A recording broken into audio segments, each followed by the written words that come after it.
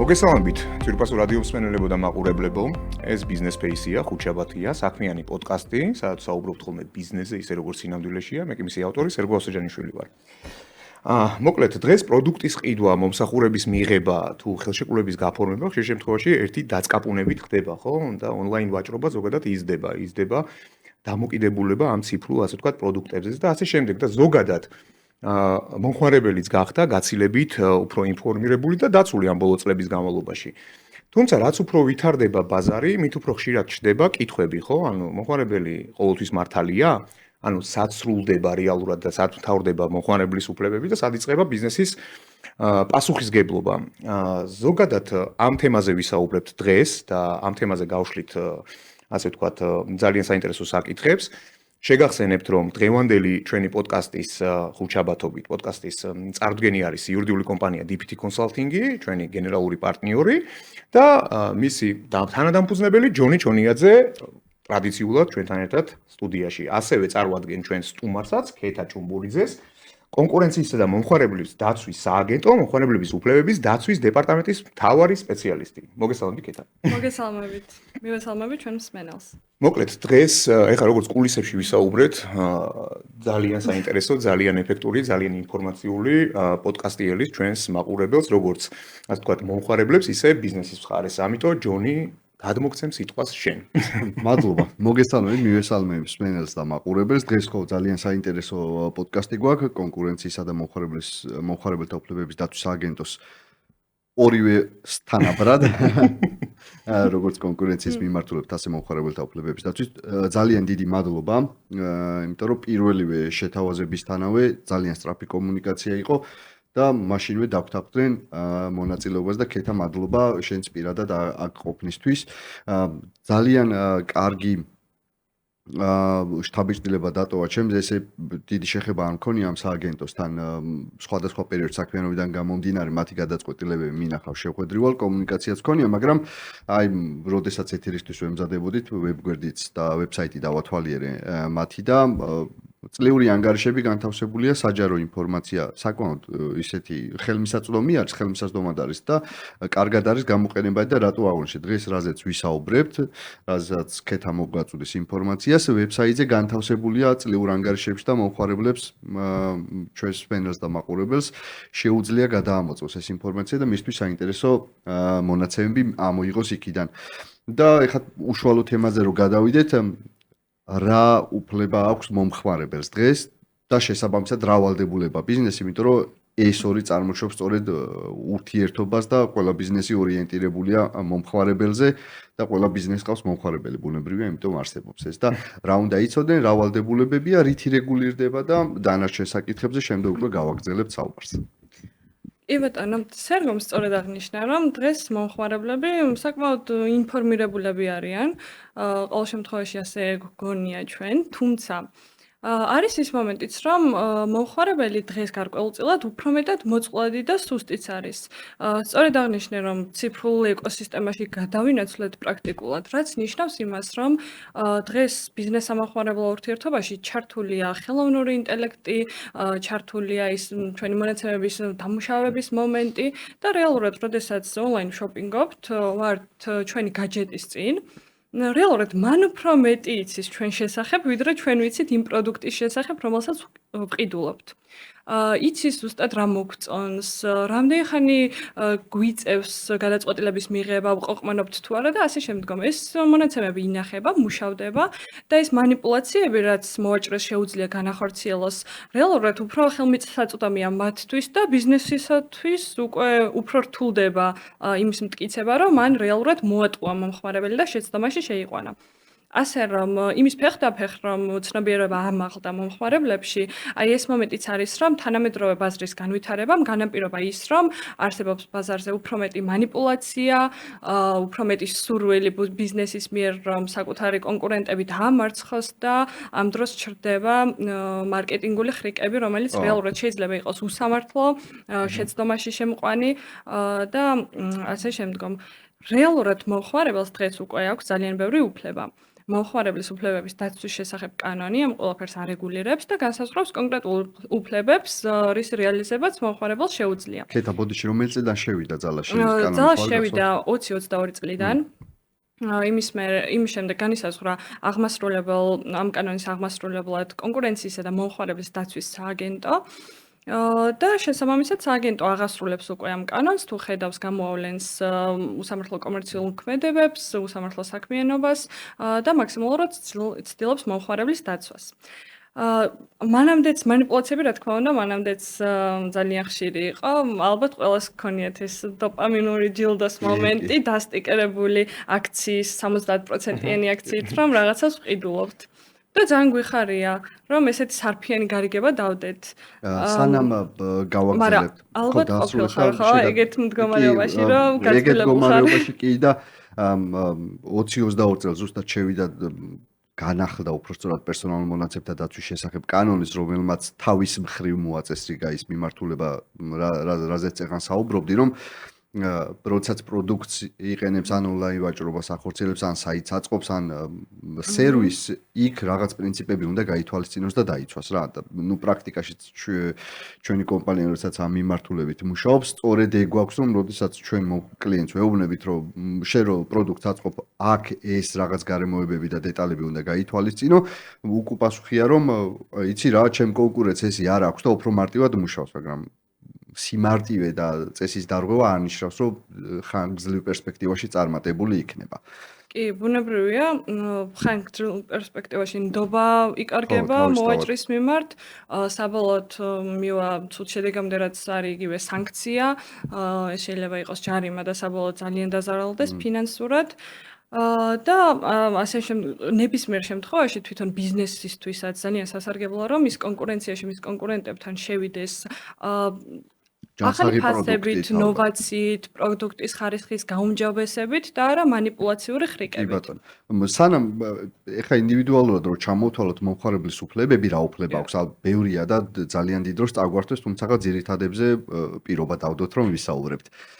საწყის ეტაპში სანამ უშუალოდ უფლებებზე და კონტექსტზე გადავალთ, მაინტერესებს ბიზნესს რა ვალდებულება, ახლა კომპანიას რა ვალდებულება აქვს, როდესაც დაუშვათ ფიზიკურად ან დისტანციურად ემსახურება კლიენტს. მომხმარებელს. ბიზნესის ვალდებულებები, რა თქმა უნდა, ფეხდაფეხ მიყვება მომხმარებლის უფლებებს, რა უფლებებიც აქვს მომხმარებელს, ის ვალდებულებები აქვს ბიზნესს. მაგრამ პირველი რაც მინდა ვთქვა, ეს არის ინფორმაცია. ინფორმაციის მიწოდება მომხმარებლისთვის, იმისთვის, რომ მომხმარებელმა შეძლოს და მიიღოს რეალურად ინფორმირებული გადაწყვეტილება. ამ ინფორმაციას რა ფორმით აწვდის, რამე განსაზღვრულია? ერთი რაც მახსენდება არის ის, რომ მაგალითად, ჩემი თანამშრომელი სულ მოდიოდა ხოლმე ვებსაიტი, როდესაც ავაწყვით, მისამართი თუ სწორად მახსოვს, საიდენტიფიკაციო ნომერი კომპანიის განთავსებული უნდა იყოს ვებსაიტზე, ეს ვალდებულება იყო. ან ეგ იყო ელექტრონული კომერციის შესახებ კანონით. რაღაც ვალდებულება ის, რომ მე ვინ ვარ და პოზიციონირება შენ წინაშე, შენ მომხმარებელთან როგორი მაქვს, არის ის, რომ დამაიდენტიფიცირო საწყის ეტაპზე ვინ ვარ. კი ბატონო, ზუსტად და კანონი აკეთებს კონკრეტულ ჩამონათვალს იმ ინფორმაციის, რაც ყოველ მიზეზს გარეშე უნდა მიეწოდოს მოვაჭრო მომხმარებელს. ბუნებრივია, ძალიან მნიშვნელოვანია, რომ ვიცოდეთ, ვის გამყიდულობთ ნივთს.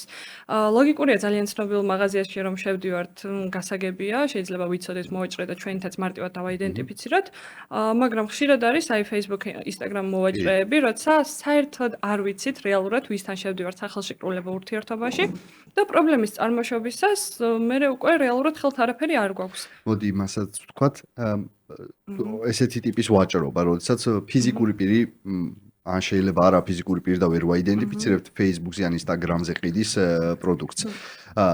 მასა და მომხმარებელს შორის შეთანხმება, ესეც უკვე სახელშეკრულებო ურთიერთობა გამოდის, ხო, ზეპირი შეთანხმება. რა თქმა უნდა. მოვაჭრე არის ნებისმიერი პირი, რომელიც ახორციელებს საქონლის გაყიდვას, მომსახურების მიწოდებას, არ აქვს მნიშვნელობა ეს არის შეპესე ორგანიზაცია, რა ფორმით არსებობს, შეიძლება იყოს უბრალოდ ფიზიკური პირიც, რომელსაც აქვს თავისი პლატფორმა, ონლაინ პლატფორმაც შეიძლება ჰქონდეს, შეიძლება ადგილზე ვაჭრობდეს და ახორციელებს მომხმარებელთან კომუნიკაციას, ნივთის ან მომსახურების შეფასებას ნებისმიერ შემთხვევაში არ არის ეს დაკავშირებული რეგისტრაციასთან. ანუ ფიზიკურ პირსაც ეხება ეს. კი ბატონო, ეს ეხება ფიზიკურ პირსაც იმისათვის, რომ მაქსიმალურად ყველა მომხმარებელი იყოს დაცული. ეს კანონი მოხარებელთა უფლებების დაცვის შესახებ კონკრეტული ევროკავშირში მსგავსი რეგულაციები არსებობს, რა პრაქტიკა გავიზიარეთ ამ კანონით თუ შეგიძლიათ რომ უფრო მოკლედ პრეისტორიაზე კი ბატონო, ჩვენი კანონი შემუშავდა ზუსტად ევროკავშირის დირექტივების საფუძველზე. მომხმარებლის ძირითადი უფლებები რაც არის თითქმის ყველა არის გადმოტანილი და იმპლემენტაცია სრულად მოახდინეთ ამ ყველაფრის და არა მარტო კონკრეტული კანონის დონეზე, არამედ სააგენტო ფეხდაფეხ მიყვება ევროკავშირის პრაქტიკას დინამიური აპროქსიმაციის პირობებში. ჩვენ ყოველწლიურად ვეცნობით ევროკავშირის გადაწყვეტილებებს, მართლმსაჯულების სასამართლოს მიერ მიღებულ გადაწყვეტილებებს და ვნერგავთ უკვე ჩვენს პრაქტიკაში. ვიზიარებთ იმ სტანდარტებს, რაც დგინდება ეს სფერო მომხმარებლის უფლებების დაცვა. პრინციპში ევროკავშირშიც ეხლა ვითარდება ამ ციფრული ეკოსისტემის ნაწილში და ალგორითმები ვითარდება ძალიან ციფრული ეკოსისტემა და რთულია ეხლა წინასწარ განსაზღვრო ხვალ რაც სულება დაგვხვდება და პროდუქტი როგორ შეიძლება მაგალითად AI შარშან რამ მდგომარეობაში იყო 10 ჯერ უფრო განვითარებული არის ეხლა და რთულია სამართლებრივად დაეწიო, მაგრამ წინასწარ რაღაცების განსაზღვრა შესაძლებელია და რაღაც გარკვეული ვალდებულებების გაჩენა ან წესების დადგენა პროცესში. მე მგონი საინტერესო ნაწილზე გადავიდეთ, უფრო პრეცედენტები ხო გაინტერესებს ყველაზე ხშირი დარღვევა რა არის, რა მომზადებული ხო? თუ შეგიძლიათ, მე გავიცანი სააგენტო შარშან ლანგარის ძალიან საინტერესო იყო. სხვათა შორის გაკვირვება გამოიწვია იმან და მათ შორის კმაყოფილებაც, რომ როდესაც გადაწყვეტილება ქვეყნდება სააგენტოსი, იქ მითითებულია ის კომპანია, ვისაც ეხებოდა კონკრეტული შემთხვევა. და რო გითხრათ, ყველაზე გავრცელებული დარღვევა ან გადაცდომა თუნდაც რა არის დღეს საქართველოში? რა თქმა უნდა, ეს ინფორმაცია საჯაროა და სააგენტოზე ქვეყნდება ყველა გადაწყვეტილება, ყველა მოვაჭრის წინააღმდეგ მიღებული. ყველაზე გავრცელებული შემთხვევებია ბუნებრივია ნაკლიან ნივთთან მიმართებით ეს პრობლემა ყველას აქვს, თუმცა ამ ნაწილში ჯერ მინდა შევეხო მომხმარებლის შეცდომაში შეყვანას მოვაჭრის მიერ, იმიტომ რომ ბევრ მომხმარებელს გონია ზუსტად არ იცის თავის უფლებები ამ ნაწილში. როდესაც არის ორი თანასწორი მოთამაშე, ორი იურისტი მაგალითად დებს ხელშეკრულებას, გასაგებია რომ იქ ადგილი შეიძლება ქონდეს რაღაც манипуляციას, ჭკვიანური ხრიკებით მომხმარებელი მეორე მხარის მოტყუებას, მაგრამ როდესაც სახეზეა ბიზნეს-სამომხმარებლო ურთიერთობა, აქ შეფასების სტანდარტი არის განსხვავებული. საშუალო მომხმარებლის ნიშნულით ფასდება და რეალურად ისეთი რაღაცა იყოს შეიძლება დარღვევა, რაც ვერ წარმოვიდგენთ, რომ შესაძლებელია იყოს. აი თუნდაც ზუსტად მან მივდივარ, ერთ-ერთი ძალიან საინტერესო საქმე იყო ერთ-ერთი წვენის მწარმოებელი კომპანიის წინააღმდეგ, რომელსაც პიქტოგრამები ჰქონდა თავის წვენზე დატანილი, სხვადასხვა ხილის, თუ არ ვცდები ეს იყო ალუბალი და ბროწეული, ხოლო რეალურად შემადგენლობაში 80% იყო ვაშლის წვენი. და ფოტო ქონდა ალუბლის? კი ბატონო, და საინტერესო რა არის ამ მომენტში, რომ ინგრედიენტების ჩამონათვალში ეს ინფორმაცია სწორად იყო მითითებული, როცა გადმოვატრიალებდით უკან, დავინახავდით ინგრედიენტების ჩამონათვალში. იყო ეს აი ზუსტად ეგ მომენტია, როდესაც ხარ მომხმარებელი, მიუხედავად იმისა, რომ მეც იურისტი ვარ და რა თქმა უნდა, ჩემი პროფესიული ჩვევაა, რომ ინფორმირებული ვიყო ყველა გადაწყვეტილებასთან მიმართებით და დავაკვირდე, როდესაც მომხმარებელი ვარ, ეს რესურსი შეზღუდულია. არის შეზღუდული დრო, არის შეზღუდული, სწრაფად გინდა მიიღო გადაწყვეტილება და ზუსტად ამ ჰოლისტიკური აღქმით იღებ და კონკრეტული კოგნიტური მიკროწოდებით ხედავ ფოტოს. აი, გემოთი მიხვდა, რომ დააგემოვნა თუ ჯერ წაიკითხა ეს. ანუ მართლა მომხმარებლის სიგნალია დამოკიდებული. ერთი ხო არ მიხვდებოდა, ალუბლიცას რო ყიდულობდა, ვაშლი არის, ну, ალბათ მინიმუმ ამას გაპროტესტება ყველა. ეტიკეტით ხო აგირჩევია რაღაც რა. ანუ ამით ვირჩევ ყოველთვის. აი, ეხლა მე მინდა პატარა ექსპერიმენტი ჩავატარო, რაზე ძალიან იმას როგორ თქვა, ნამდვილად არასასიამოვნო შთაბეჭდილება დატოვა ჩემზე, იმიტომ რომ მოტყუებულად ვიგზენი თავი და რატო ეხა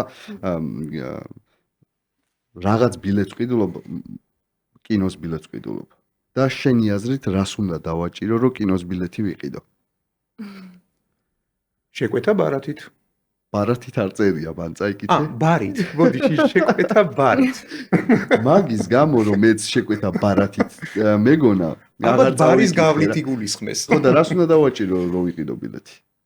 ну, იდეაში მაგას უნდა დააჭირო, მაგრამ არასწორად მხოლოდ ბილეთი რო ვიყიდო.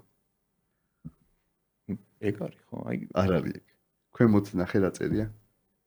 ბარის გარეშე. ხო. ბარის გარეშე. ბარის გარეშე. ბარით რო წერია და ბარის გარეშე. ხო, ნახე აი ბარით წერია, ვარდისფრა თუ რაღაც ფრად არის შეფერილი. ესე სწრაფად რო ვკითხულობდი ყოველთვის ბარათი და რო ვიხდიდი, ხან 90 ლარი გამოდიოდა. ხან აპირებიდან ურჩიოთ რომ გაასწორონ ეს შეცდომა. არ შეიძლება არა შეცდომა და ესე უნდათ რომ იყოს, მაგრამ ამ ფაქტს მართლა იმას იწოდა ჩემში რა, მაბნევ და პირადად გადავდა თავს. ხო, არ მგონია შეცდომა იყოს. უბრალოდ დამაბნია ამან რა და კარგი მაგალითია რა, იმიტომ რომ ვიზუალურად ისე აღვიქვი რომ მარკეტინგულად არის შეფუთული რომ აი მომხმარებელი ესე რამოდენიმე წუთის განმავლობაში არ უნდა მსჯელობდეს და დებატობდეს როგორ უნდა ვიყიდოს ნივთი ან როგორ უნდა გაუქმოს უნდა იყოს რა მათ შორის. კი ბატონო ზუსტად. აი მანდ არის ზუსტად манипуляცია, ამას ეწოდება აი ციფრულ ინტერფეისში ჩაშენებული სხვადასხვა ტექნიკები არის dark patterns ესე ეწოდება, სამართლებრივი ჟარგონია ერთგვარი რუხი შაბლონები, რომელიც ასახავს ინტერფეისში ზუსტად მსგავს რაღაცებს, აი მაგალითად ზოგს აქვს ზოგ კომპანიას რომ ძალიან რთულია subscription-ის გაუქმება. გინდა გაუქმა და ეძებ მთელი დღე. ლოგიკურია რომ მაგ დროს შეიძლება საერთოდ უარი თქვა subscription-ის გაუქმებაზე და რეალურად ძალით რჩები ისეთ ხელშეკრულებაში და ისეთ ურთიერთობაში, რომელიც აღარ გინდა. მსგავსი რაღაცები უკვე უსამართლო კომერციულ პრაქტიკად არის ცნობილი. ხო, ეგ მიმართულება მსგავსი ტიპის პერსონალ მონაცემთა დაცვაშიც არის, რომ ჩემი უფლებების შესახებ ინფორმაცია მარტივად უნდა იყოს ხელმისაწვდომი და როცა პროდუქტს ვაწყობთ კონფიდენციალურობის პოლიტიკას მეუბნება კომპანია რომ მოდი დავდებ სადღაც ფოლდერში და ეუბნები რომ არა მარტივად ხელმისაწვდომი უნდა იყოს, მუდმივად ხელმისაწვდომი უნდა იყოს და ესეც ეგრე რომ რაღაც განსაკუთრებულ ძალისხმევას ამის გაუქმება არ უნდა ჭირდებოდეს განსაკუთრებულ ძალისხმევას. სხვა შორის აი კარგად ახსენე ის რომ გაფანტული უზარმაზარ PDF ფაილში რაღაც ჩემი უფლება. აი ხშირად რომ მომისმენიან სოციალურ სივრცეში მომხმარებელთა დისკუსია რაღაცის შესახებ, ბევრის პოზიცია არის სხვათა შორის ესეთი, რომ მოვეჭრეს მიიჩნევს მართლა, უბრალოდ მიიჩნევს, რომ ვერაფერს ვერ დაუშავებთ მოვეჭრეს მაგ შემთხვევაში, როდესაც რაიმე ფორმით, თუნდაც წვრილი შრიფტით ამ PDF-ში გაბნეულად მიწოდებული აქვს ინფორმაცია, რომ მის წინაშე ცოტა რაციონალური აპათიის მსგავსი ფენომენი ყალიბდება მომხმარებლებში, რომ მის წინაშე ვერაფერს ვერ გავაწყობთ, იმიტომ რომ იგივე ამ წვენთან მიმართებით მითითებული ქონდა რეალური ინფორმაცია და შეგეძლო გადაგემოწმებინა, მაგრამ რეალურად ჩვენი სტანდარტი, აი მომხმარებლის უფლებების დაცვის სტანდარტით ესე უკვე აღარ არის. უკვე ეს პრაქტიკა შეიცვალა და რეალურად მე უნდა მქონდეს საშუალება, რომ როგორც აღვიქვამ პირველადი შეხედვით პროდუქტს, ისეთი პროდუქტი უნდა მივიღო. თუ საშუალო მომხმარებლის ნიშნულის შეფასდა, რომ შეიძლება შევიძდეს შეცდომაში ადამიანი, მაშინ უკვე ეს შეიძლება ჩაითვალოს დარღვევად. ეგ საინტერესო საკითხია, საშუალო მომხმარებელი რა არის? ან რა კრიტერიუმით ფასდება ეს? საშუალო მომხმარებელი არის რეალურად სამართლებრივი ფიქცია. ეს არ ნიშნავს საშუალო სტატისტიკურ მომხმარებელს. ეს არის განსაზღვრული კრიტერიუმი აქვს ალბათ შეფასებას. ეს არის განსაზღვრული სამართლებრივი ფიქციად და აღიარებულია როგორიც უნდა იყოს. საქართველოში მაგალითად სხვათა შორის საშუალო მომხმარებლის ნიშნული ევროკავშირთან შედარებით საკმაოდ დაბალია და კვლევები და ანგარიშები გვეუბნება, რომ ფაქტობრივად საშუალო მომხმარებელი უტოლდება მოწყვლად მომხმარებელს. იმიტომ რომ ჩვენ დიდი ხნის ისტორია გვაქვს რომ დერეგულაცია იყო ამ სფეროში, საერთოდ არ არსებობდა კანონი, ერთი პერიოდი არსებობდა, მაგრამ აღსრულება არ ხდებოდა შესაბამისი, მომხმარებლებს საერთოდ არ აქვთ უფლება, საერთოდ არ აქვთ ინფორმაცია მათ უფლებებზე და ეს საშუალო მომხმარებლის ნიშნული საკმაოდ დაბალია. რაც იმას ნიშნავს, რომ შესაძლებელია ევროკავშირის სასამართლომ გარკვეული ქმედება არ მიიჩნიოს შეცდომაში შემყვანად და საქართველოში მივიჩნიოთ. ხო, ბევრ რაღაცაზეა დამოკიდებული გამოცდილებაზე, კულტურაზე კი, ზუსტად აი კულტურული ნაწილიც არის, აი მახსენდება ესეთი პრეცედენტები საზღვარგარეთ ევროპის ქვეყანაში, როცა მიჩნეულა შეცდომაში შემყვანად ისეთი რაღაცები, აი მაგალითად თუ არ ვცდები, ბელგიაში იყო, რომ კარაქის შეფუთვა მიიჩნა შეცდომაში შემყვანად არაჟნის შეფუთვასთან მიმართებით, იმიტომ რომ კონკრეტულად იმ ქვეყანაში ქონდა საუკუნოვანი ისტორია, რომ ერთნაირი შეფუთვით იწარმოებოდა ესენი. ანუ სხვა ქვეყანაში შეიძლება არ ყოფილიყო ეს აღქმა საშუალო მომხმარებლის მიერ. ჩემს მქონია როცა ისტორიული გამოცდილებიდან ჩემი ბავშვობიდან რაღაც პროდუქტის შეფუთვა სხვა პროდუქტისთვის მიმსგავსებია. თუმცა ევროკავშირში მაგალითად მომხმარებელს შეიძლება საერთოდ არ ქონოდა ეგ განცდა. კი, ხო, იმიტომ რომ არ იცოდა ის როგორ გამოიყურებოდა, იმისთვის სხვა ასოციაცია შეიძლება გამოეწვია. შემდეგ საკითხზე რო გადავიდეთ, ერთი ეს არის რომ ვიზუალურად შინაარსით შეცდომაში შემყვანი არ უნდა იყოს პროდუქტი ან მომსახურება და მეორე მომსახურების ამ პროდუქტის ხარისხი. და გარანტიები ამასთან დაკავშირებით. ეს არის ალბათ ერთ-ერთი ყველაზე გავრცელებული საკითხი მომხმარებლის უფლებების დაცვაში. ნაკლიან ნივთთან მიმართებით. აი, რა უნდა კითხოთ ნაკლიან ნივთზე როდესაც ისაუბრებთ, თუ შეიძლება რომ აქცენტი გავაკეთოთ მეორადი მოხმარების ნივთებზეც.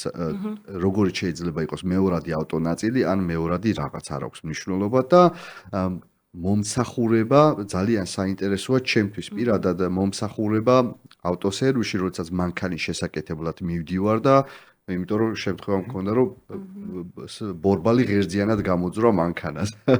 ეგეთი იყო და ესეთი ურთიერთობები წესრიგდება თუ არა? კი ბატონო, რა თქმა უნდა. სამართლებრივი პრინციპი რომ რაც შეუკვეთე ის უნდა მივიღო და რაშიც გადავეხადე თანხა ის უნდა მივიღო აქაც ანალოგიურად და ეს ამაში ახალი არაფერი არ არის რა თქმა უნდა მაგრამ ახლა მე ვიტყვი რა სიახლე შემოვიდა მომხმარებლის უფლებების ნაწილში და როგორ მოხდა ამის კომპრესია ჩვენ ამას ვეძახით სამართლებრივი ჟარგონი ერთგვარი კანონისმიერი გარანტია რას ნიშნავს კანონისმიერი გარანტია ზოგადად გარანტია ასოცირდება ტექნიკის მაღაზიები რომ გასცემენ ტალონებს და ასე შემდგომ მხოლოდ ეს არ არის გარანტია კანონმა განსაზღვრა კონკრეტული 2 წლიანი პერიოდი, რაც ნიშნავს იმას, რომ გარანტია მოყვება ნივთს მაშინვე როგორც კი გადმოგეცემა. არ არის საჭირო არანაირი ტალონი, არანაირი ნოტიფიკაცია, თუნდაც მოვიჭრა გეუბნებოდეს, რომ გაყიდული საქონელი უკან არ ბრუნდება, ან გარანტია არ ვრცელდება.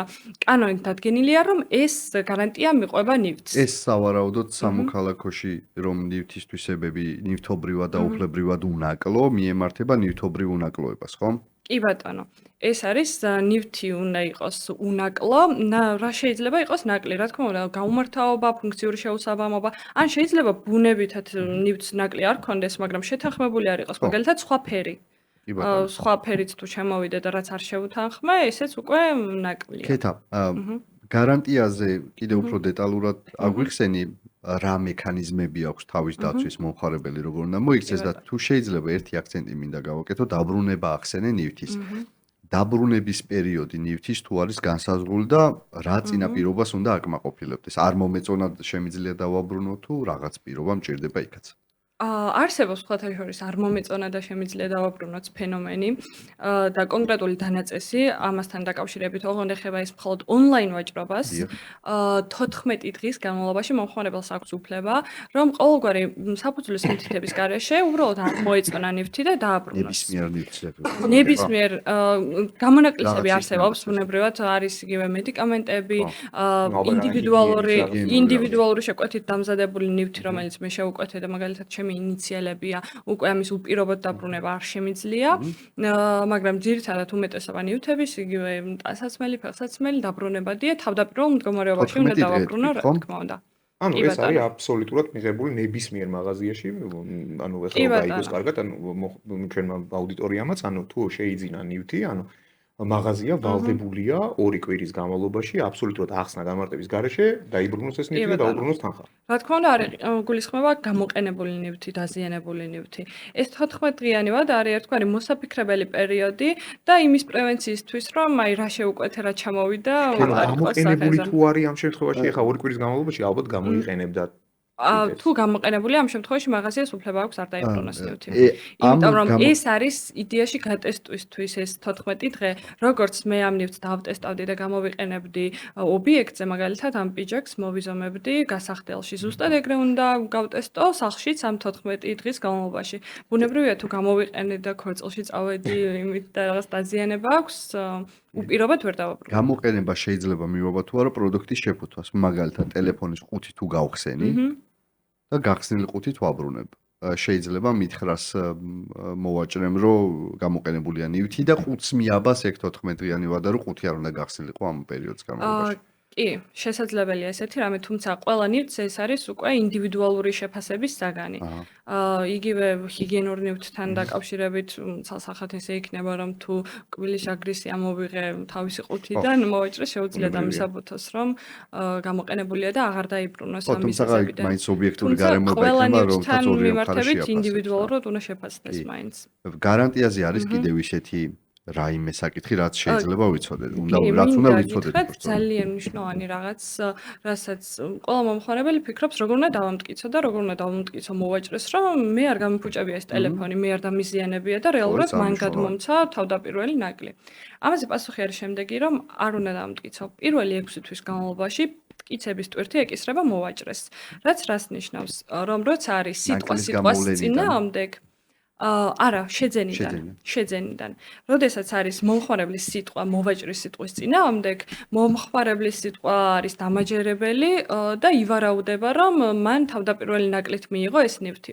თუ მოვაჭრე უკვე წარმოგვიდგენს შესაბამის მტკიცებულებას, იგივე შეიძლება იყოს ეს ტექნიკური დასკვნა ან კომუნიკაციის ამსახველი, სადაც მომხმარებელი რაღაცას აღიარებს, ბევრი მტკიცებულება შეიძლება იყოს ასეთი. ეს სუსტ პოზიციაში ხო არ ყავს ბიზნესი ამ შემთხვევაში. არანაირად, იმიტომ რომ მომხმარებლისთვის გაცილებით უფრო რთულია ნებისმიერი მტკიცებულების მოპოვება, ვიდრე ბიზნესისთვის. მაგრამ მე ვფიქრობ, რომ მაინც დღეს ძალიან ბოროტათაც იყენებენ კიდეც, ხო? ანუ თუნდაც ისეთი შანტაჟი, რომელიც ხდება ხოლმე ძალიან ხშირად, ხო, იქ სოციალურ ქსელში დაგიდებთ. მიარ დაგეთანხმები. მე ხშირად ანუ ხვდები ამას რა და ლებათა დაცვის სფეროში უფრო ვარ ვიდრე ბიზნესში ამ მიმართულებით, ამიტომ თუმცა ეს მერე წყდება ხოლმე იქვე. ხდები, რომ არ გავიდეს ამის იქით, ხო? ანუ კომპანია რაღაც მომენტში შეიძლება დათანხმდეს, ხო? ნუ იმ შემთხვევაში შეიძლება იყოს აბსოლუტურად მართალი. მაგრამ აი ეს ზედმეტი პრობლემა, იმიტომ რატო ხდება რა? იმიტომ რომ შეიძლება ავტომატურად საზოგადოებამ დაუჭიროს ხარი მომხმარებელს, ხო?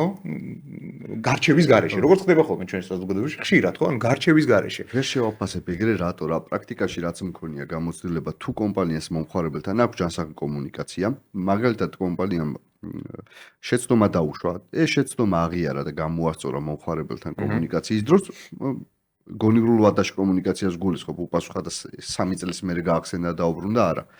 მე кейსი შემიძლია ეხლა ვეკითხრა, ბუნებრივია ვერ დავასახელებ კომპანიას. მე შემიძლია გითხრა სადაც გამოსწორდა და ლაივ кейსია. უბრალოდ ეს არ გავიდან თქვენამდე არ მოსულა ეს ინფორმაცია, ხო? როდესაც ერთ-ერთი მომხმარებელი, აი ესე ზუსტად შანტაჟით იყო დაკავებული, თურმე სხვადასხვა ორგანიზაციებში ერთში არა, სადაც ითხოვდა ერთ-ერთი ასე ვთქვათ რიტეილერისგან იმას, რომ ანუ რაღაც ტექნიკას შეიძლება სწორად ითხოვდა.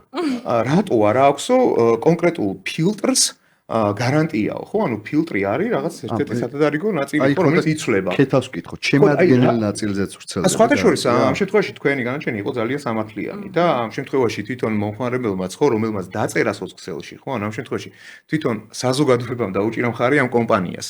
ანუ მიხვდა ეთყობა რომ რაღაცა ინტრიგას ჰქონდა. საზოგადოებაში შეიძლება ეს განცდები არასწორად იყოს ჩამოყალიბებული, შეიძლება რაღაც ფაქტორებიდან გამომდინარე რა, მაგრამ ის თუ სწორად ედავება რა მნიშვნელობა აქვს რამდენ კომპანიას ედავება, უფლება აქვს და უფლების რეალიზებას ახდენს და გარკვეულწილად ეგეთი ადამიანები საჭირო არიან, იმიტომ რომ კულტურას აყალიბებენ რა, ერთს მოედავა მეორეს მიათეს და სააგენტოს დახმარებით რაღაც კულტურას აყალიბებენ სწორ მიმართულებით. აი კეთა ვერტმაშინ ზუსტად ამ кейსზე. ჩავერთვები მე და დავამატებ ჩვენი კანონის მიერ გარანტიას ერთ მნიშვნელოვან დეტალს. რა ნივთებზე შეიძლება გავრცელდეს კანონისმიერი გარანტია? ნებისმიერზე. შემადგენელ ნაწილზე ნივთის, აი მაგალითად ნებისმიერ ნივთის შემადგენელი. ეს იქნება ტანსაცმელი, ეს იქნება ტექნიკა, ფილტრი, ის ვიყიდე თმის საშრობი, ფენი, ხო ეგრე ქვია. ეგეც. და შიგნით აქ ფილტრი, ის ფილტრიც ასევე უნაკლო უნდა იყოს შიგნით რაც აქვს. რა თქმა უნდა, თავისი ყველა შემადგენელი ნაწილით ნივთი უნდა იყოს ნუნაკლო. მათ შორის ფილტრზე ეს 2 წლიანი საგარანტიო პერიოდი მოქმედებს მომხმარებელს ვერ წაართმევ იმის უფლებას, რომ რაშიც თანხა გადაიხადა, რეალურად ის უნდა მიიღოს მან აუცილებლად. აი ძალიან უკვე ფილტრი, რომელიც ანუ ტვერსასრულზე იყო საუბარი, ხო, რომელიც მუშაობის პერიოდში ბინძურდება ეს ფილტრი და ეს ფილტრი ან უნდა გადააგდოს და შეცვალოს, ან გასუფთავოს ხოლმე ზოგჯერ. კი, მან უნდა დაიცვას შესაბამისი წესები ექსპლუატაციის, თუ დაიცავს და მაინც დაზიანდება, ეგ ხომ იმას ნიშნავს, რომ ნივთი რეალურად ნაკლიანია. და მე თუნდაც მცირე თანხა მქონდეს იმაში გადახდილი 10 ლარი 15 ლარი რაში გადავეხადე იმაში გადავეხადე რომ ამ ფილტრს ემუშავა გარკვეული პერიოდი რამდენიც ქონდა თუ რა თქმა უნდა ბუნებრივი ცვეთის პირობებში ეს განილევა უკვე ეს ნივთი და დასრულდება მისი ფუნქცია ლოგიკურია აღარც გაუჩნდება მომხმარებელს სურვილი რომ დააფიქსიროს მაგრამ ეს როგორც ასეთი შეზღუდვა არ არსებობს რომ რაიმე ნივთზე არ ვრცელდება კეთა პრაქტიკაში თუ გქონიათ რომ აი მსგავს ბიზნეს მხარეს ვარ რა ხარ ბიზნეს მხარეს ვარ ალბათ უფრო აი ამ კონკრეტულ შემთხვევაში ნახე შენ ხო კეთილსინდისიერი ბიზნესმენი ხარ და გამოიხატა იმაში რომ რაღაც ჩვენი კომპანიების მოწესრიგება სამართლებრივად დავიწყეთ რა იქ ვალდებულებები რაც ქონდა კანონის თანახმად გავაკეთეთ შეიძლება შემაწუხებელი იყოს ან არ იყოს მაგრამ გარკვეულწილად ჯანსაღი პროდუქტს ვაყალიბებთ. ხო და ეს ჯანსაღი ბევრი რაღაციდან არის და სახელმწიფო შესაბამის კონტროლს გვიდგენს აქ და ერევა კონტროლის ფარგლებში და გეუბნება რომ ეს ესე უნდა იყოს და შეიძლება გამაღიზიანებელი იყო მომხმარებლის მხრიდან დაფიქსირებული პრეტენზია კომუნიკაცია. აი აბსოლუტურად სწორი მგონია. ფილტრზე უნდა გავრცელდეს გარანტია. აბსოლუტურად სწორი მგონია, კი. ანუ ავტომობილს რო ყიდულობ ფილტრზე ვრცელდება გარანტია. კი, რა თქმა უნდა. შენ რო წახვიდე და შეცვლის გარანტია. ცენტრში იყიდო. კი, შეცვლის გარანტია. ანუ გარანტია გაქვს ოღონდ შეცვლის. შენ რო წახვიდე და 10 წელი არ შეიძლება. შენ რო წახვიდე და ცენტრში იყიდო მანქანა, რომელსაც დაზიანებული აქვს ან არ იხსნება საბარგული რაღაც პატარა დეტალის გამო. ხო წახვალ და იტყვი რომ ეგ სხვა ეს მექანიკური რაღაც თემაა, ხო? ანუ ანუ ფილტრის არ დაზიანება გამოიწვია უბრალოდ, ხო? აი და ეგ ზუსტად რომ რაც არის ბუნებრივი ცვეთის ფარგლებში, ეგ ლოგიკური აუცილებლად მოხდება, მაგრამ რომ შეიძინო ფილტრი, მაგალითად გადაიხადე რაღაც 50 ლარი, შეიძინო φιλტრი და მეორე დღეს მიხვდე რომ ანუ თავის ფუნქციას არ ასრულებს. ხო, თან ფილტრი ხარ, ხო, აი არის რაღაცა წუნით არის, ხო, ფილტრი. ზუსტად ეგ არის გარანტია. მიკერძოებული ხარ. ჩვენზე არ იყო საუბარი, მაგრამ აი კარგი საკითხი ამოტივტივ და ზუსტად აქ რა განსხვავება მაგათ შორის კომერციულ გარანტიას და კანონის მიერ გარანტიას შორის. კანონის მიერ გარანტია ნიშნავს იმას, რომ ეს რომ ამოქმედდეს, ნივთს უნდა ქონდეს თავდაპირველი ნაკლი. ანუ რომ გადმომეცა, მაშინვე უნდა იყოს ნაკლი. ანუ ის არა რომ მე სპეციალურად დავაზიანე, გავაფუჭე, არასწორად მოვეპყარი, გადავაგდე ეს რა თქმა უნდა სულ სხვა კატეგორია, ეს არის კომერციული გარანტია თუ მოვაჭრეს სურს და გამოხატავს კეთილნებას, რომ მაინც შემიცვალოს და მაინც შემეკეთოს ნივთი, ძალიან კარგი მადლიერი იქნება ყველა მომხმარებელი ამისთვის, მაგრამ თავის გადასაწყვეტია ეს ბიზნესი. კი ბატონო, მაგრამ კანონის მიერ გარანტია, რასაც კანონი ადგენს, ეხება მხოლოდ იმ შემთხვევას, აი წეგან რაც ვახსენეთ ზუსტად, რომ ფილტრი არ ასრულებს თავის ფუნქციას. მეორე დღეს აღმოაჩინე, რომ უბრალოდ ტყუილად გადაიხადე ის თუნდაც მინიმალური თანხა, რაც გადაიხადე. აი ეს არის ზუსტად კანონის მიერ გარანტიის არხი. ამ შემთხვევაში ბიზნესიც არის ჩაგდებული. მოიცა ეს განსაცდელზე როგორ განისაზღვრება რა, გარანტია შეკითხვა უნდა გაიხეს. მე დავაკვირდი ორ შეკითხვას ერთად რო ვსვამ, მეორე იკარგება ხოლმე რა. არა, კარგია, მე მომწონს კაი დისკუსია. მეორად ნივთებზე რა ხდება? მეორად პროდუქტს გამოყენებული ავტონაწილი ვიყიდე, იმიტომ რომ ახალი ძვირიღი და ანუ რაღაც გამყიდველისგან ვიყიდე ის მინდოდა. ფარი ვთქვათ მანქანის. მეორადი ნივთი ისეთ როგორ მდგომარეობაშიც მე გადმომეცა და რასაც მოვაჭრე მპირდება, უნდა იყოს ისეთი. ჩვეულებრივად ეს იგივე ხანდაზმულობის ვადა რაც არის რომ მე შემიძლია დავიცვა ჩემი უფლებები თუ სხვა ნაკლიც აღმოაჩნდა იმ მეორად ნივთს, რაც მე არ ვიცოდი.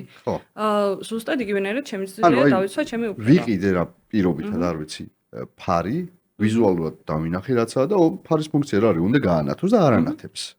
ვიცოდი რომ არ გაანათებდა. არა, რო დავაყენე მე გავიგე ბუნებრივია რა თქმა უნდა. ეს იმას ნიშნავს, რომ უკვე ნაკლი აქვს. მე რაც შეთანხმებული მქონდა, მოვაჭრესთან შეიძლება ფარს ქონდეს რაღაც ნაკაწრი და ვიცი რომ მეორადია, წინასწარ შეუთავდი ამ ნაკაწრზე და არ მაქვს ამაზე პრობლემა. რაღაც ისეთი დეტალები ხო არის, საწვავის ტუმბო ვიყიდე, რომელზეც მითხრა რომ უნდა მუშაობდეს, დავაყენე და გაფუჭე და მიათე დღეს.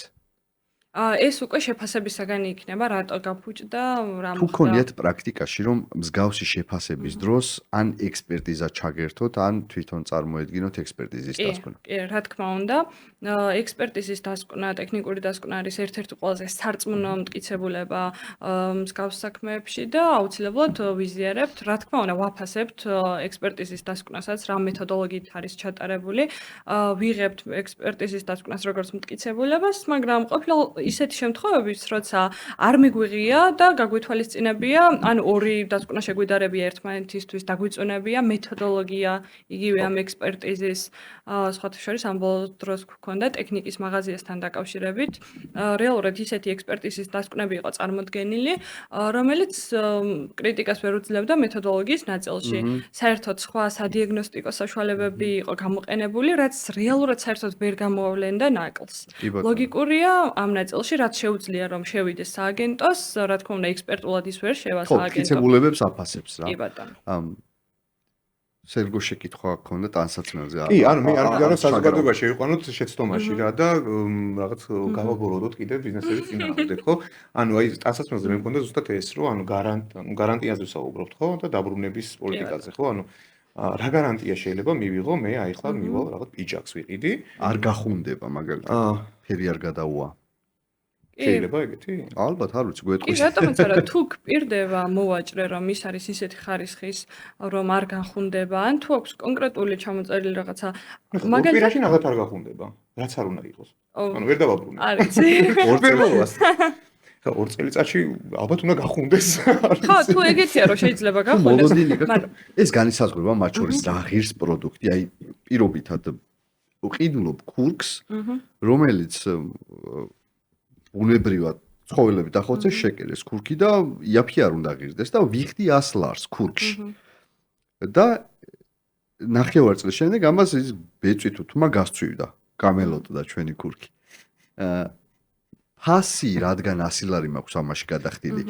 შეიძლება თქვენ შეაფასოთ ისე ან ვინმე შეაფასოს ისე რომ ჩემი მოლოდინები ამ პროდუქტის მიმართ არ უნდა ყოფილიყო ისეთი, რასაც ნამდვილ ქურქში გადავიხდიდი. არა. ცალსახად მხოლოდ ფასზე დაყრდნობით, თუ მოვაჭრე არ აწუდის პროაქტიულად ინფორმაციას, რომ აი ორიგინალ ნივთებთან დაკავშირებით არის, ზუსტად ეგ თემა ძალიან ხშირად წამოჭრილი, რომ ორიგინალს რატომ ელოდებოდი ამ ფასში. არა, ესე არ ხდება, მოვაჭრემ უნდა მიაწოდოს პროაქტიულად ინფორმაცია, რომ ეს ნივთი არ არის ორიგინალი, არის კონტრაფაქციული ნაწარმი და მერე მიიღებს მომხმარებელი გადაწყვეტილებას. ყველა მომხმარებელმა შეიძლება არ ქონდეს იმის აღქმა ზუსტად, რომ რა ფასი აქვს მაგალითად ორიგინალ ხო და იქ საშუალო მომხმარებლის მაჩვენებელი იმ ადამიან აი ისეთია ძალიან სადავო ამბავია მე მგონია რომ არც ბიზნესი დარჩება და ჩაგრული აქ არც მომხმარებელი მაგრამ თუ არის გარემოებები სადაც აი ეგეთ დეტალებს ფას მაგალითად მყიდველი ვინ არის მოვაჭრე ვინ არის რომ ამ გარემოებებს ითვალისწინებ და ისე გამოგაქვთ გადაწყვეტილება რა თქმა უნდა არის შემთხვევები, როცა ჩავთვალეთ, რომ მოვაჭრე აკმაყოფილებდა ინფორმაციის მიწოდების სტანდარტს და შესაძლოა მომხმარებელმა რაღაც შემთხვევაში გამოიჩინოს უყურადღებობა, ან არ მიაქციოს რაღაცა სათანადო ყურადღება, რისთვისაც უნდა მიექცია, მაგრამ ისეთი რაღაცა, რომ მოვაჭრემ რაღაც ინფორმაცია გამოტოვოს და საერთოდ არ მიაწოდოს, იგივე მახასიათებლებთან დაკავშირებით, პირდაპირ ორიგინალი ადიდასები მახასიათებლებთან დაკავშირებით, არსებით მახასიათებლებთან უნდა მიაწოდო აუცილებლად მომხმარებელს ინფორმაცია. ისე კი არა რომ მომხმარებელმა გეხვეწოს ეს ინფორმაცია და გთხოვოს რომ მომაწოდე აი ესე რო არის ფას რო ითხოვენ თუნდაც Facebook-ის კომენტარებში თუ ეს არ არის დისტანციური არხებით ხო თუ ზარი არ ჩაიწერა ჩატი არ არის და კონსულტაცია უწევს თანამშრომელი მანდვე და ნუ კლიენტი ამ შემთხვევაში ამბობს რომ მე თანამშრომელმა არ მომაწოდა ეს ინფორმაცია არა და თანამშრომელმა მიაწოდა არაჩვეულებრივი მტკიცებულებაა, როდესაც არის დასტიკირებული ინფორმაცია, ტექნიკის მაღაზიებში შეხვდებით არსებით მახასიათებლებთან მიმართებით. კი ბატონო, არის გამოკრული ზოგადი მომხმარებლის უფლებები, რაც ევალდებულება რომ მოვაჭრეს მიაწოდოს. ის ყველაფერი ჩვენ რაც ჩამოვთვალეთ მომხმარებლის. კი ბატონო. მარტო იშვიათად. ის კი არ არის რომ მომხმარებელმა თვითონ უნდა იცოდეს თავისი უფლებები და სადღაც კანონში უწერია. მოვაჭრემ უნდა მიაწოდოს და დახლებზე შეხვდებით მაღაზიაში ესე შეიძლება არ მიიქცევია. შეიძლება არ მიიქცევია ყურადღება, იმიტომ რომ ბევრი რაღაც არის ხოლმე გამოკრული შემოსავლებიდან გამომდინარე ამონაწერი უნდა იყოს იქ ის პოლიტიკა რაღაც და არ მან ხშირად არის რომ მომხმარებლები მაგას ყურადღებას არ აქცევენ და ეს ძალიან ცუდია, მაგრამ ასევე ხშირად არის ისეთი შემთხვევა, როცა რეალურად თვალსაჩინოდ არ აქვს განთავსებული მოვაჭრეს და აი ეს უკვე შეიძლება იყოს დარღვევა. ერთხელ მქონდა შემთხვევა საზამხედველო ორგანოში როცა მუშაობდი პერსონალურ მონაცემთა და სამსახურში ერთ-ერთ უწყებას ვამოწევდით ვიდეო მონიტორინგთან დაკავშირებით და იქ ვალდებულება რომ ვიდეო მონიტორინგის მიმდინარეობის შესახებ ნიშანი უნდა ქონდეს თვალსაჩინო ადგილზე გამოკრული. მოკლედ ისეთი უწყება იყო საჯარო დაწესებულება იყო, სადაც ძალიან ბევრი ხალხი შედიოდა და გამოდიოდა. და ელექტროკარი იყო, რომელიც მოძრაობაზე იხსნებოდა და იმდენი ხალხი იყო დღის განმავლობაში იქ, რომ ეს კარი იყო მუდმივად ღია მდგომარეობაში და ამათ ნიშანი ჰქონდათ კარზე განთავსებული. ხო და როდესაც დავიწყეთ საკითხის შეფასება, გვეუბნებიან, რომ ნიშანი თვალსაჩინო ადგილზეა გამოკრული და ეს თვალსაჩინო ადგილი არის კარი, რომელიც მუდმივად ღია მდგომარეობაშია და კარი რო იხსნებოდა, კედლის მიღმა გადიოდა და არასდროს თვითონაც არ მიუქცევია. არა, მიუქცევია, არასდროს ჩანდა. მეორე შემთხვევა მქონდა აი ამ ნაცრისფერ კედელზე ნაცრისფერი ლოგო იყო გამოკრული და არ ჩანდა ფიზიკურად რო შედიოდა. ეგეთი დეტალები გაგვითვალისწინებია მაშინ რა, საკმაოდ ისეთი არის, შეიძლება უცნაურად მოგეჩვენოს, მაგრამ ხო. აზრი რა აქვს? ის მსგავსი კურიოზი მეც მახსენდება. მაღაზიას მქონდა გამოკრული წესები და პირობები, აი როგორ ადგილას იცი, უნდა ჩახრილიყავი ბოლომდე საჯდომში რაღაც ვარჯიში უნდა გაგიკეთებინა. რასაც რა თქმა უნდა, თუ ფიზიკური მომზადება არ გქონდათ, მაგდენს ხოც ფიზიკურად ვერ გააკეთებდი, რომ ის წესები და პირობები თან მთელი 1-2 გვერდი იყო, წაგეკითხა.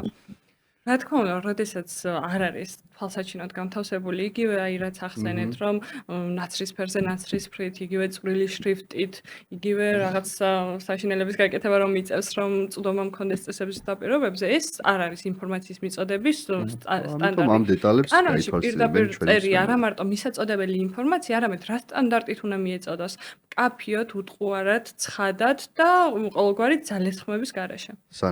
ცუდად იყურებ, ბლიცი გინდა, კი, მართალია. შეკითხვა მაქვს. გარანტია კანონის მიერ გარანტია თუ ვრცელდება მომსახურების გაწევაზე. მაგალითად, ნივთი მივიტანე შესაკეთებლად ან მანქანა მივიყვანე შესაკეთებლად. სადღაც ბოქსში გახსნილია პროფილაქტიკა მანქანების სახელოსნო მივიყვანე და შევაკეთებინე სავალი ნაწილი. ან რაღაც არ აქვს მნიშვნელობა. ამაზეც ვრცელდება თუ არა ეგ? კი ბატონო, რა თქმა უნდა, მომსახურებაზეც ჩვეულებრივ მომხმარებელს შეუძლია ამას გარანტია არ ეწოდება, ამას ეწოდება შესაძლებლობა, რომ მომხმარებელმა დააფიქსიროს თავისი პრეტენზია მომსახურების ნაკლთან დაკავშირებით.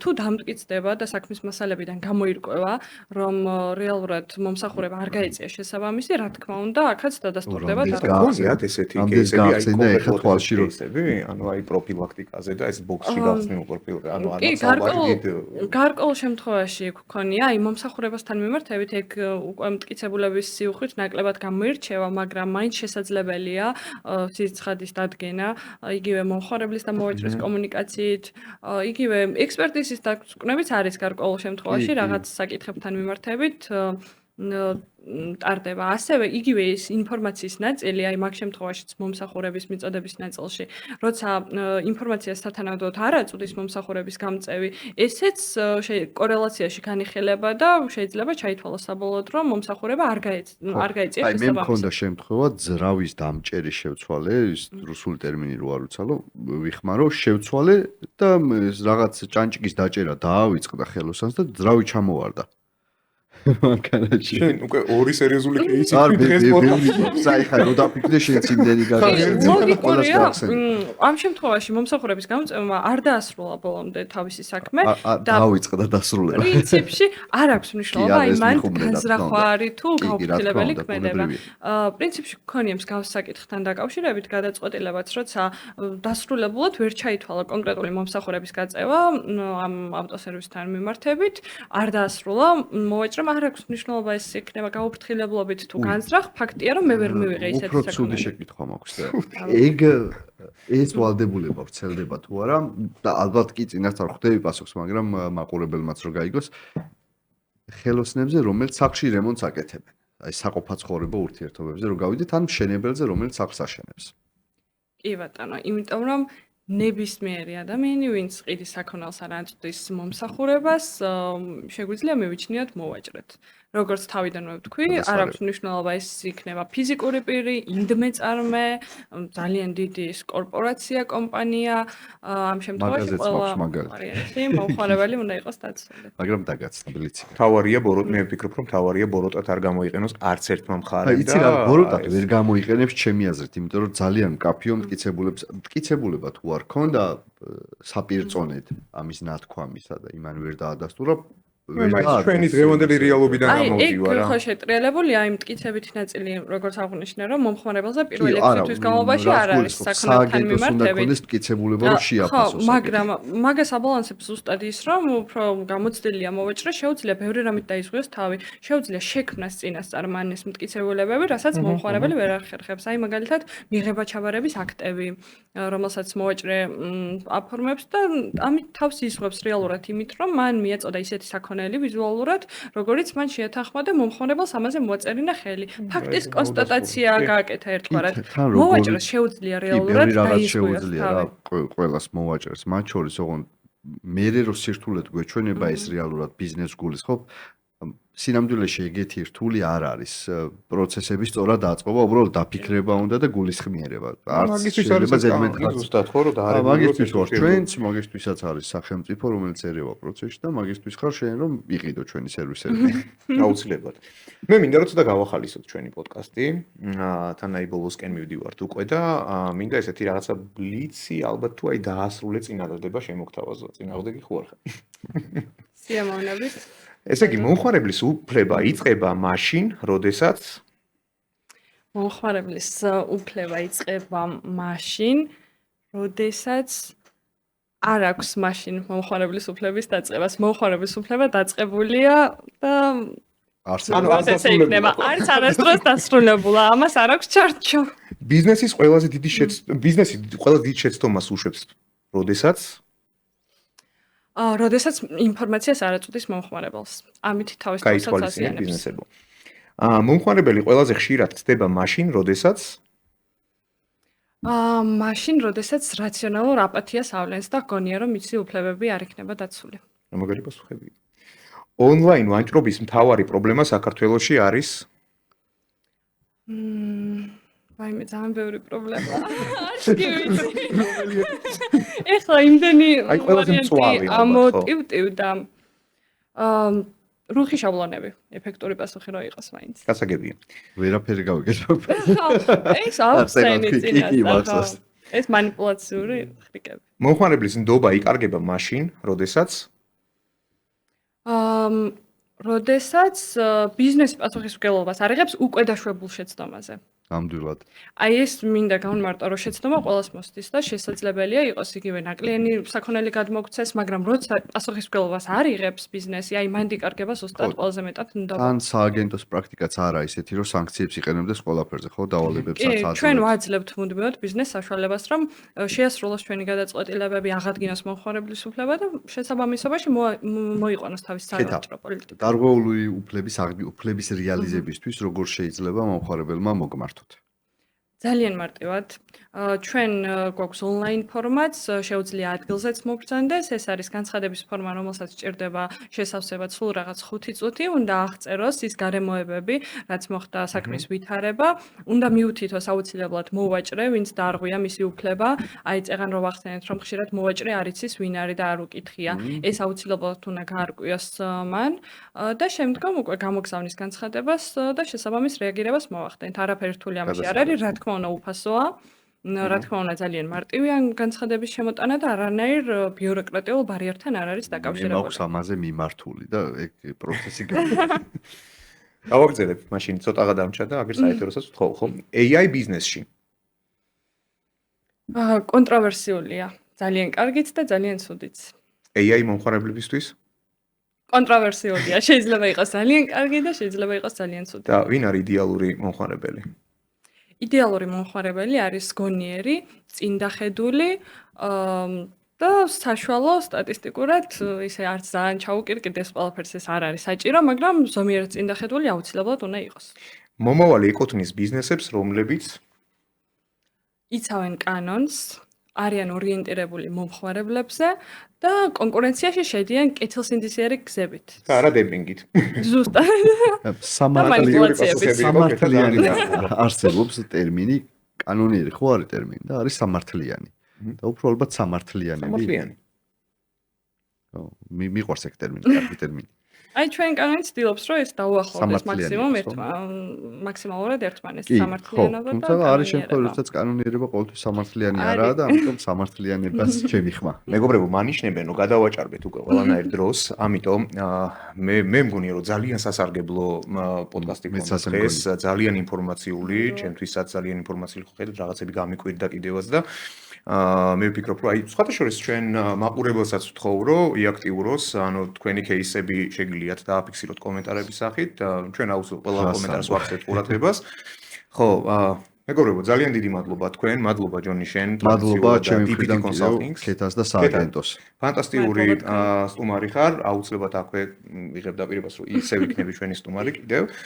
და ჩვენს ასე ვთქვათ აუდიტორიას ძალიან დიდ მადლობას გიხდით. ჩვენ უკვე შევხვდებით მომდევნო კვირას სამშაბათს. მადლობა რომ გვიყურებთ.